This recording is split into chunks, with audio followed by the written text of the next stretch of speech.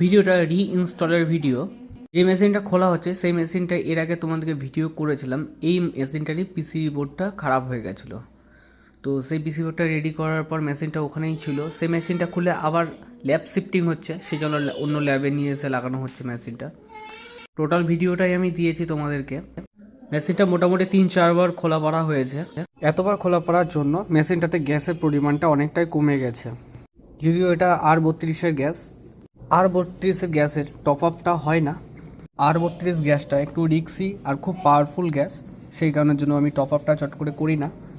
এর পিএসআই থাকে 130 থেকে 35, 90-এর কাছাকাছি থাকলে হয়তো টপ আপ করা যায়, কিন্তু তার নিচে চলে আসলে প্রেশার অবশ্য টপ আপ করাটা উচিত না। আর সেই কারণের জন্য আমিও টপ আপ করিনি মেশিনটাতে টোটাল গ্যাসটা ফেলে দিয়ে গ্যাস চার্জ করব। বর্তমানে মেশিনটা এখন আমি ইনস্টল করে দিচ্ছি, পরবর্তী কাজ গ্যাস চার্জটা পরে ভিডিও করে অন্য সময় তোমাদেরকে দেখাবো। এখনকার ভিডিওটা দেখো তোমরা, আমি ইনস্টলের ভিডিওটা। আমার ইনস্টলটা ভালো লাগলে অবশ্যই একটা লাইক কমেন্ট শেয়ার করবে।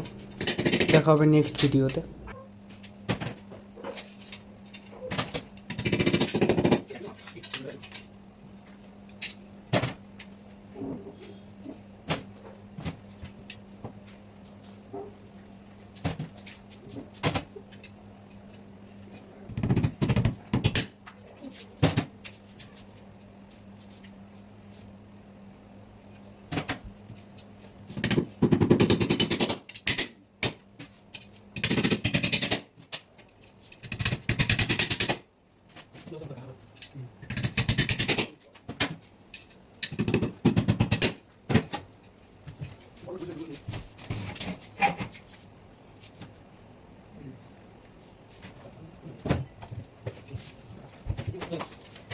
Jadi atau nanti na.